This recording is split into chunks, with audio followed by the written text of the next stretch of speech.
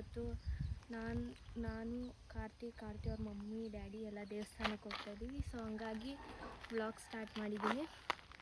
ನೋಡೋಣ ಇವತ್ತು ಏನೇನೆಲ್ಲ ಮಾಡ್ತೀವಿ ಅಂತ ತೋರಿಸ್ತೀನಿ ಬನ್ನಿ. ವೆಲ್ಕಮ್ ಬಂಗಾರಿ.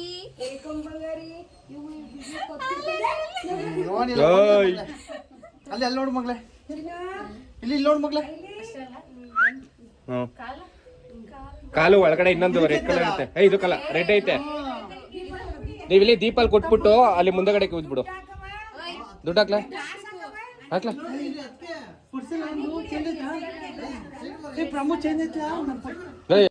ಪಾಪುದು ಮನೆ ತುಂಬಿಸ್ಕೊಳ್ಳೋ ಶಾಸ್ತ್ರ ಇತ್ತು, ಹಾಗೆ ಮನೆ ದೇವಸ್ಥಾನಕ್ಕೆ ಹೋಗೋದಕ್ಕೂ ಇತ್ತು. ಸೊ ಹಾಗಾಗಿ ನಾವು ಹಿಂದಿನ ದಿನವೇ ಊರಿಗೆ ಹೋಗಿದ್ವಿ. ಆ್ಯಂಡ್ ನನ್ನ ಫಸ್ಟ್ ವ್ಲಾಗ್ ನೀವೆಲ್ಲ ನೋಡಿತ್ತು ಅಂತ ಅಂದರೆ ಗರ್ಲ್ ಬೇಬಿ ಆದರೆ ನಾನು ಮುಡಿ ಕೊಡ್ತೀನಿ ಅಂತ ಚಾಲೆಂಜ್ ಮಾಡಿದರು.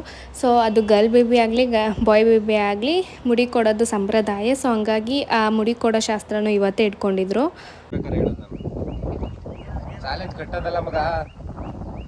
ಹೇಳಿ ಅಣ್ಣ, ಈಗ ಚಾಲೆಂಜ್ ನ ಕಂಪ್ಲೀಟ್ ಮಾಡ್ತಾ ಇದ್ದೀನಿ ಅಂತ ಹೇಳಿ. ಚಾಲೆಂಜ್ ಅಕ್ಸೆಪ್ಟ್ ಮಾಡಿದ್ದೀನಿ ಮರಿ. ಇನ್ನು 5 ನಿಮಿಷ ಫುಲ್ಲು ಶಿವಾಜಿ ಸಿಗ್ ಜಿಗ್ ಜಿಗ್ ಜಿಗ್. ಇನ್ನು 5 ನಿಮಿಷ ಹೋದ್ರೆ ಮೀಸೆ ತಿರುಗಂಗಿಲ್ಲ, ಜಾಸ್ತಿ ತಿರ್ಕೊಂಬಿಡಿ. ಇವಾಗಲೇ ಉದ್ರದವ ಹೋಗ್ಬೇಕು ಅಷ್ಟೇ. ಏನ್ ಈಗೇನ್ ತೆಗಿತಾರಲ್ಲ ಬೆಳಗಿನ ಅಂತ ಉದ್ರಬೇಕು ಕಣಲ್ಲೇ ಅಪ್ಪೇ.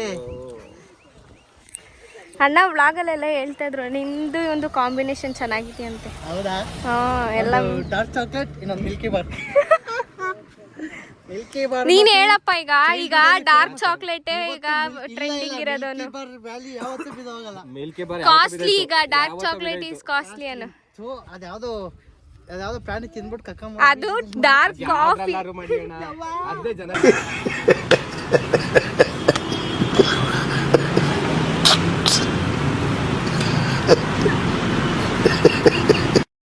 ಕಾಸ್ಟ್ಲಿ ಅನ್ನು ನೀನು. ಮಿಲ್ಕಿ ಬಾರ್ ಬೆಲೆ ಗೊತ್ತೇನೋ ನಿನಗೆ?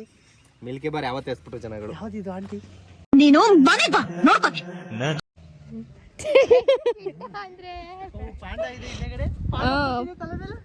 ಪಾಂಡ ಬಾಂಬು ಟ್ರೀಯಲ್ಲಿ ಇರೋದು ಬಿಟ್ಟು ಕೂದಲಲ್ಲಿ. ನಾವು ಬೆಳಗ್ಗೆ ಮನೆ ಬಿಟ್ಟಾಗ 8 ಗಂಟೆ ಈಗ ಬಂದಿದ್ದೀವಲ್ಲ 12 ಗಂಟೆಗೆ. ದೇವಸ್ಥಾನ ಬಂದಿರೋದು 12 ಗಂಟೆಗೆ. ಈ ದೇವಸ್ಥಾನಕ್ಕೆ ನಾವು ಮದುವೆ ಆಗಿ ಹೊಸದ್ರಲ್ಲೇ ಹೋಗ್ಬೇಕಿತ್ತಂತೆ, ಬಟ್ ಹೋಗೋಕ್ಕಾಗಿರಲಿಲ್ಲ. ಯಾಕೆ ಅಂತಂದರೆ ಈ ದೇವರು ಕಾರ್ತಿ ಅವ್ರ ತಾತಂಗೆ ಮಹಿಮೆ ಆಗ್ತಾಯಿತ್ತಂತೆ. ಸೊ ಹಾಗಾಗಿ ಇವರು ಬಂದು ಪ್ರತಿ ವರ್ಷವೂ ಪೂಜೆ ಮಾಡಿಸ್ತಾ ಇದ್ರಂತೆ. ಬಟ್ ಈ ವರ್ಷ ಆಗಿರಲಿಲ್ಲ. ಸೊ ಹಾಗಾಗಿ ಹೇಗಿದ್ರು ಎಲ್ಲ ಹೋಗ್ತಿದ್ವಿ ಅಂತ ಹೇಳ್ಬಿಟ್ಟು ಫ್ಯಾಮಿಲಿ ಸಮೇತನೇ ಬಂದ್ವಿ. ನಾವು ಬೆಳಗ್ಗೆ ಮನೆ ಬಿಟ್ಟಾಗ 8 ಗಂಟೆ ಆಗಿತ್ತು, ಬಟ್ ದೇವಸ್ಥಾನಕ್ಕೆ ಬಂದಿದ್ದು 12 ಗಂಟೆ. ಪಾಪು ಮನೆ ತುಂಬಿಸ್ಕೊಳ್ಳೋ ಶಾಸ್ತ್ರನೇ ಸ್ವಲ್ಪ ಲೇಟಾಗಾಯಿತು. ಸೊ ಹಾಗಾಗಿ ಲೇಟಾಗಿ ಬಂದ್ವಿ. ನಾವು ಮದುವೆ ಆದಮೇಲೆ ಫಸ್ಟ್ ಟೈಮ್ ಆ ದೇವಸ್ಥಾನಕ್ಕೆ ಹೋಗ್ತಾ ಇರೋದು ಅಂತ ಹೇಳಿ ಹಂಗೆ ಕಾರ್ತಿ ಅವರಮ್ಮ ಮಡ್ಲಕ್ಕಿ ಕೊಡ್ತೀನಿ ಅಂತೇಳಿ ಹರ್ಸ್ಕೊಂಡಿದ್ರು ಅನಿಸುತ್ತೆ. ಸೊ ಹಂಗಾಗಿ ನಮ್ಮ ಕೈಲಿ ಮಡ್ಲಕ್ಕಿ ಕೊಡಿಸ್ತಾಯಿದ್ರು.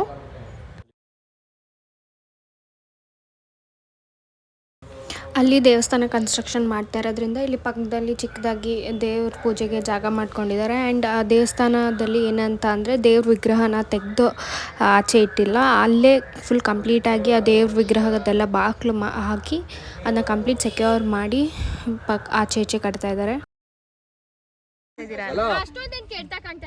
ಇಲ್ಲ ಚೆನ್ನಾಗಿ ಕಾಣ್ತಾ.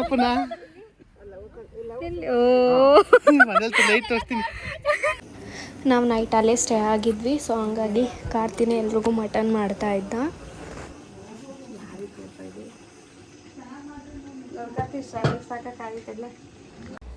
ಏನಂತ ಅಂದರೆ ನಮ್ಮ ಅಣ್ಣಂಗೆ ಸ್ವಲ್ಪ ಕ್ರಿಕೆಟ್ ಹುಚ್ಚಿದೆ. ಸೊ ಹಾಗಾಗಿ ಕ್ರಿಕೆಟ್ ಆಡೋಕ್ಕೆ ಹೋಗಿ ದೇವಸ್ಥಾನಕ್ಕೆ ಮತ್ತು ಅಡುಗೆ ಮಾಡೋದೆಲ್ಲ ಲೇಟ್ ಆಯಿತು. ಅವರು ಇಂಗ್ರೀಡಿಯೆಂಟ್ಸ್ ಎಲ್ಲ ತೊಗೊಂಡು ಬಂದಿದ್ದು ಲೇಟ್ ಆಯಿತು ಅಂತ ಹೇಳಿ ಕ್ರಿಕೆಟ್ ಆಡೋಕ್ಕೆ ಹೋಗಿ ಬೆಳಗ್ಗೆನೇ ಇದ್ದು ಸಸಿ ನೆಡ್ಸ್ಬೇಕಾಗಿತ್ತು ಅಂತ ಹೇಳಿ ಬೆಳಗ್ಗೆನೇ ಕಾರ್ತಿ ಕ್ರಿಕೆಟ್ ಆಡೋಕ್ಕೆ ಹೋಗ್ತೀಯಾ ಬಾ ಇಲ್ಲಿ ಸಸಿ ನೆಡು ಬಾ ಅಂತ ಹೇಳಿ ಕರ್ಕೊಂಡು ಹೋಗ್ತಾಯಿದ್ದೆ ಫೋರ್ಸ್ಫುಲಿ.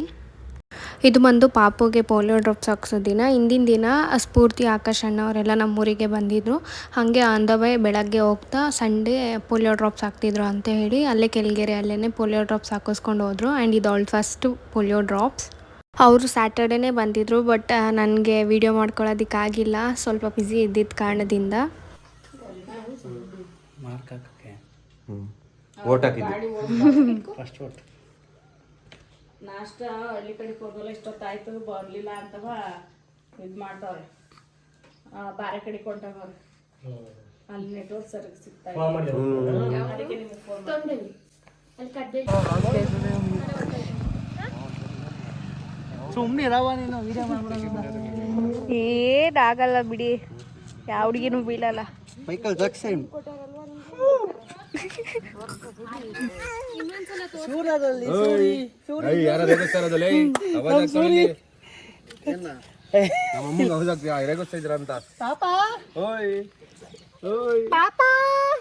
ಹಾಯ್ ಎಲ್ರಿಗೂ ನಮಸ್ಕಾರ. ಊರಲ್ಲಿ ಲಾಗ್ ಅಷ್ಟೇ ಮಾಡೋಕ್ಕಾಗಿದ್ದು ಈಗ ಬೆಂಗಳೂರಿಗೆ ಬಂದು ಸ್ಟಾರ್ಟ್ ಮಾಡ್ತಿದ್ದೀವಿ. ಇವತ್ತು ಗುರುವಾರ ಆಗಿರೋದ್ರಿಂದ ರಾಘವೇಂದ್ರ ಸ್ವಾಮಿ ದೇವಸ್ಥಾನಕ್ಕೆ ಹೋಗ್ತಾ ಇದ್ದೀವಿ. ಬನ್ನಿ ಹೋಗೋಣ. ನಾವು ದೇವಸ್ಥಾನಕ್ಕೆ 4 ಜನ ಹೋಗಿದ್ವಿ. ಕಾರ್ತಿ ಫ್ರೆಂಡು ಮತ್ತು ಅವ್ರ ವೈಫು, ನಾನು ಆಟೋದಲ್ಲಿ ಹೋಗಿದ್ವಿ. ನಾವು ಹೋಗಿದ್ದು ಮಾಗಡಿ ರೋಡಲ್ಲಿರುವ ರಾಘವೇಂದ್ರ ಸ್ವಾಮಿ ಮಠಕ್ಕೆ. ತುಂಬ ದಿನದಿಂದ ಹೋಗಬೇಕು ಅಂತ ಅಂದ್ಕೊಂಡಿದ್ವಿ, ಬಟ್ ಆಗಲಿಲ್ಲ. ಇಮಿಡಿಯೇಟಾಗಿ ಪ್ಲ್ಯಾನ್ ಮಾಡಿ ಇಮಿಡಿಯೇಟಾಗಿ ಹೋದ್ವಿ.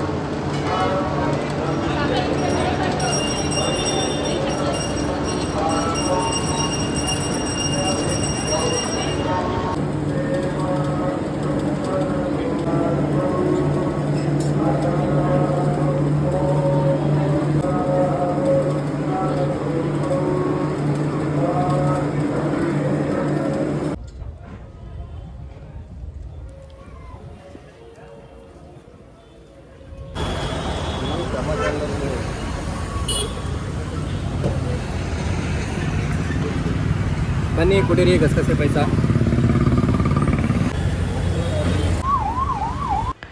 ನಾವು ಸಡನ್ನಾಗಿ ಮನೆ ಚೇಂಜ್ ಮಾಡಬೇಕಾಯಿತು. ಯಾಕೆ ಅಂತಾನೆ ನಾವಿದ್ದಿದ್ದು ಹಳೆ ಮನೆಯಲ್ಲಿ ಓನರ್ ಇರಲಿಲ್ಲ. ಆ್ಯಂಡ್ ಓನರ್ ಮನೆಯಲ್ಲಿ ಏನೋ ಪ್ರಾಬ್ಲಮ್ ಆಗಿದೆ, ಫ್ಯಾಮಿಲಿ ಇಶ್ಯೂಸ್ ಆಗಿದೆ ಅಂತ ಹೇಳಿ ಓನರೇ ನಾವಿರೋ ಮನೆಗೆ ಬರ್ತೀನಿ ಅಂತ ಹೇಳಿದ್ರು. ಸೊ ಹಾಗಾಗಿ ವಿತಿನ್ 1 ಮಂತಲ್ಲಿ ನಾವು ಮನೆ ಖಾಲಿ ಮಾಡಬೇಕಾಗಿತ್ತು. ನಾವು ಊರಿಗೆ ಹೋಗೋಕ್ಕೂ ಮುಂಚೆನೇ ನಮಗೆ ಗೊತ್ತಿತ್ತು ಮನೆ ಖಾಲಿ ಮಾಡಬೇಕು ಅಂತ ಹೇಳಿ. ಸೊ ಹಾಗಾಗಿ ಊರಿಗೆ ಹೋಗೋಕ್ಕೂ ಮುಂಚೆ 1 ವಾರ ಇದ್ದಂಗೆ ಮನೆಯೆಲ್ಲ ಹುಡುಕಿ ಕಂಪ್ಲೀಟಾಗಿ ಎಲ್ಲ ಸರ್ಚ್ ಮಾಡಿ ಟೋಕನ್ ಅಡ್ವಾನ್ಸ್ ಕೊಟ್ಬಿಟ್ಟು ಹೋಗಿದ್ವಿ. ಊರಿಂದ ಬಂದು 1 to 3 ಡೇಸಿಗೆ ಮನೆ ಹಾಲುಗ್ಸಿ ಆ್ಯಂಡ್ ಕಂಪ್ಲೀಟಾಗಿ ಶಿಫ್ಟ್ ಆದ್ವಿ. ಏನ್ರಿ ಚಪ್ಪಲಿ ಹಾಕೊಂಡು ಬರಬಾರ್ದು ಅನ್ನೋದು ಗೊತ್ತಾಗಲ್ವೇನ್ರಿ?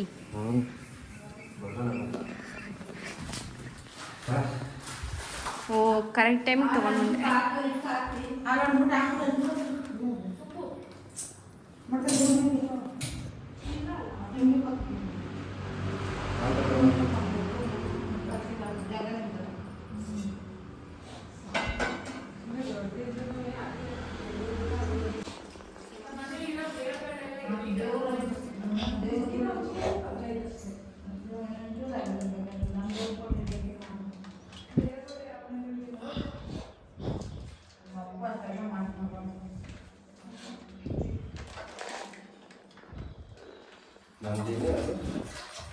ಎರಡು ಮಿಕ್ಸ್ ಮಾಡ ಎರಡು ನಂದಿನಿ ಇದು ಸ್ಪೆಷಲ್ ಇದೆ. ಅದಕ್ಕೆ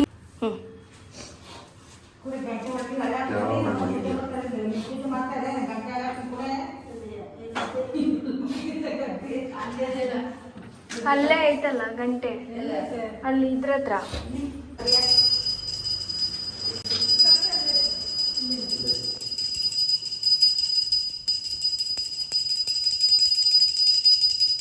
ಪಕ್ಕದ ಮಗು ಕಡೆ ಬರ್ತದೆ, ಅಡುಗೆ ಮಗು ಕಡೆ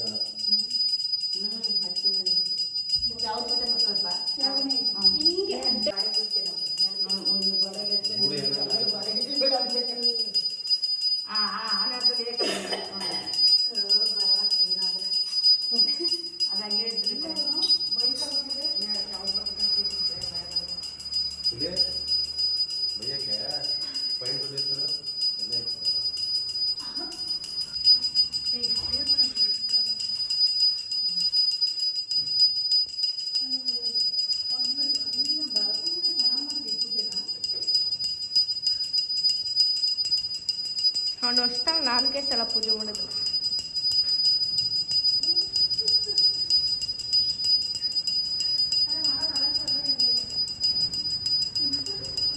ಕೈ ಕೈ ಕೈ ಅಮ್ಮ ಮಾಡಿದ್ರೆ ಎಷ್ಟಕ್ಕೆ ಮಾಡೋದು? ಅಜ್ಜಿ ಮಾಡೋದು ಹೆಂಗೆ ಅಜ್ಜಿ ಮಾಡ್ತಾ ಇದ್ದಿದ್ದು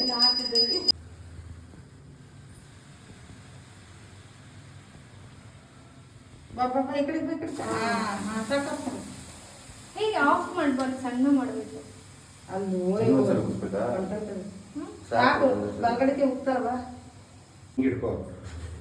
ಕೈಯೇ ಬದ್ದೆ ಚಂದ ಏನೇ ಮಾಡ್ತಿದ್ದೆ. ಹಿಂಗೆ ಹಾಕ್ತೀನಿ. ಇನ್ನೂ ಸ್ವಲ್ಪ ಐಟಮ್ಸ್ ಎಲ್ಲ ಇತ್ತು, ವೇಸ್ಟ್ ಐಟಮ್ಸ್ ಎಲ್ಲ ನಾವು ಅಲ್ಲೇ ಬಿಟ್ಬಿಟ್ಟು ಬಂದಿದ್ವಿ, ಅಲ್ಲೇ ಕಸಕ್ಕೆ ಹಾಕ್ಬಿಡೋಣ ಅಂತ ಹೇಳಿ. ಸೊ ಅದನ್ನ ಹೋಗಿ ಪ್ಯಾಕ್ ಮಾಡ್ತಾಯಿದ್ವಿ. ನಮಗೆ ಓನರ್ ಕಾಲ್ ಮಾಡಿದಾಗ ಈ ಥರ ಆಗಿದೆ, ಮನೆ ಖಾಲಿ ಮಾಡಬೇಕು ಅಂತ ಅಂದಾಗ ಇಬ್ಬರಿಗೂ ಕೂಡ ಕಣ್ಣಲ್ಲಿ ನೀರು ತುಂಬಿಕೊಂಡು ನಮಗೆ ಒಂಥರ ಹೆವಿ ಫೀಲ್ ಆಗ್ತಾಯಿತ್ತು. ಅಷ್ಟು ಚೆನ್ನಾಗಿ ಅಡ್ಜಸ್ಟ್ ಆಗಿತ್ತು, ಮನೆ ತುಂಬ ದೊಡ್ಡದಾಗಿತ್ತು, ನಮಗೆ ಕನ್ವೀನಿಯೆಂಟ್ ಆಗಿತ್ತು. ಎಲ್ಲದಕ್ಕೂ ಕೂಡ ಫ್ರೆಂಡ್ಸ್ ಫ್ಯಾಮಿಲಿ ಯಾರೇ ಬಂದರೂ ಏನೇ ಪ್ರಾಬ್ಲಮ್ ಇರ್ತಾ ಇರಲಿಲ್ಲ. ಈವನ್ ಇನ್ನೂ ಕೂಡ ನಮಗೆ ಅದನ್ನ ಡೈಜೆಸ್ಟ್ ಮಾಡ್ಕೊಳಕ್ಕಾಗ್ತಾಯಿಲ್ಲ. ಈ ಮನೆಗೆ ಬಂದರೂ ಕೂಡ ನಮಗೆ ಅಡ್ಜಸ್ಟ್ ಆಗ್ತಾಯಿಲ್ಲ. ಅಷ್ಟು ಅಟ್ಯಾಚ್ ಆಗಿದ್ವಿ ಆ ಮನೆಗೆ. ತುಂಬ ಎಕ್ಸ್ಪೀರಿಯೆನ್ಸ್ ಆಗಿದೆ, ಸಾಕಷ್ಟು ಮೆಮೊರೀಸ್ ಇದೆ ಆ ಮನೆಯಲ್ಲಿ. ಹತ್ತಿದ್ದೀವಿ, ನಕ್ಕಿದ್ದೀವಿ, ಕಿತ್ತಾಡಿದ್ದೀವಿ, ಜಗಳ ಮಾಡಿದ್ದೀವಿ. ಈವನ್ ನಮ್ಮಮ್ಮ ಎಲ್ಲ ಲಾಸ್ಟ್ ಮೂಮೆಂಟಲ್ಲೆಲ್ಲ ಅದೇ ಮನೆಯಲ್ಲಿ ಇದ್ದಿದ್ದು. ಏನೋ ಒಂಥರ ಮನೆ ಸ್ಪೆಷಲ್. ಆ್ಯಂಡ್ ನಾವಿಬ್ಬರು ಮದುವೆ ಆದಾಗಲೂ ಕೂಡ ಫಸ್ಟ್ ಮನೆ ನಮ್ಮದು, ಅದು ರೆಂಟೆಡ್ ಆಗಿದ್ದಿದ್ದು. It's very special house. And last day ಆ ಮನೆಯಲ್ಲೆಲ್ಲ ಸೇರಿ ಪಾರ್ಟಿ ಮಾಡೋಣ ಅಂತ ಹೇಳಿ ಕಾರ್ತಿ ಅವ್ರ ಫ್ರೆಂಡ್ಸ್ ಎಲ್ಲ ಬೆಳಗ್ಗೆಯಿಂದ ನಮ್ಮ ಜೊತೆಗೆ ಇದ್ದರು. ಅವ್ರ ಜೊತೆ ಎಲ್ಲ ಪಿಜ್ಜಾ ತರಿಸ್ಕೊಂಡು ಇನ್ನು ಆ್ಯಸ್ ಯೂಶ್ವಲ್ ಅವ್ರ ಪಾರ್ಟಿ ಅವ್ರು ಮಾಡ್ಕೊತಾಯಿದ್ರು. ಇನ್ನು ಸಂಡೇ ನಮ್ಮ ಅಕ್ಕಂಗೆ ರಜಾ ಇತ್ತು ಅಂತ ಹೇಳಿ ಅವಳನ್ನ ಕೂಡ ಸ್ವಲ್ಪ ಹೆಲ್ಪಿಗೆ ಕರ್ಕೊಂಡು ಕಿಚನ್ ಐಟಮ್ಸ್ನೆಲ್ಲ ಜೋಡಿಸ್ಕೊತಾ ಇದ್ವಿ. ಇನ್ನೂ ಕಂಪ್ಲೀಟಾಗಿ ಮನೆ ಸೆಟ್ ಆಗಿಲ್ಲ, ಒಂದೊಂದೇ ನಿಧಾನಕ್ಕೆ ಸೆಟ್ ಮಾಡ್ಕೊಳ್ಳೋಣ ಅಂತ. ಆ್ಯಂಡ್ ಈಗ ನನಗೆ ಕಾಲೇಜ್ ಕೂಡ ರಜೆ ಇರೋದ್ರಿಂದ ನಿಧಾನಕ್ಕೆ ಮಾಡ್ಕೊಳ್ಳೋಣ ಅಂತ ಹೇಳಿ. ಆ ಮನೇಲಿ ನಮಗೆ ಸ್ಟೋರೇಜ್ಗೆಲ್ಲ ಏನೂ ಸಮಸ್ಯೆ ಇರಲಿಲ್ಲ. ಬಟ್ ಇಲ್ಲಿ ಸ್ಟೋರೇಜ್ಗೆಲ್ಲ ಸ್ವಲ್ಪ ಏನೂ ಮಾಡಿಲ್ಲ, ಶೆಲ್ಫ್ ಅಂತೆಲ್ಲ ಕಮ್ಮಿ ಇದೆ. ಬಟ್ ತುಂಬ ಕಮ್ಮಿ ಟೈಮ್ ಪೀರಿಯಡ್ ಇದ್ದಿದ್ದರಿಂದ ನಮಗೆ ಅಷ್ಟು ಮನೆ ಸಿಕ್ಕಲಿಲ್ಲ. ಆ್ಯಂಡ್ ಆಷಾಢ ಮಾಸ ಬೇರೆ ಬರ್ತಾ ಇರೋದ್ರಿಂದ ಎಲ್ಲೂ ಮನೆ ಖಾಲಿ ಇಲ್ಲ. ಎಷ್ಟು ಏರಿಯಾ ಸುತ್ತಾಡಿದ್ದೀವಿ ಗೊತ್ತಾ, ಎಲ್ಲ ಇಡೀ ನಮ್ಮ ಏರಿಯಲ್ಲಿ ಒಂದೊಂದು ರೋಡು ಕೂಡ ಬಿಟ್ಟಿಲ್ಲ, ಎಲ್ಲ ರೋಡಲ್ಲೂ ಮನೆ ಹುಡುಕಿದ್ದೀವಿ. ಬಟ್ ಮನೆ ಸಿಕ್ಕಿದ್ರೆ ನಮಗೆ ಓನರ್ ಅಡ್ಜಸ್ಟ್ ಆಗ್ತಾಯಿರಲಿಲ್ಲ, ಅಥವಾ ಬೇರೆ ಮತ್ತೊಂದು ಪ್ರಾಬ್ಲಮ್ ಇರ್ತಾಯಿತ್ತು. ಹಾಗಾಗಿ ಇದು ಒಂದು ನಮಗೆ ಅಡ್ಜಸ್ಟ್ ಆಗೋ ಥರ ಸಿಕ್ತು.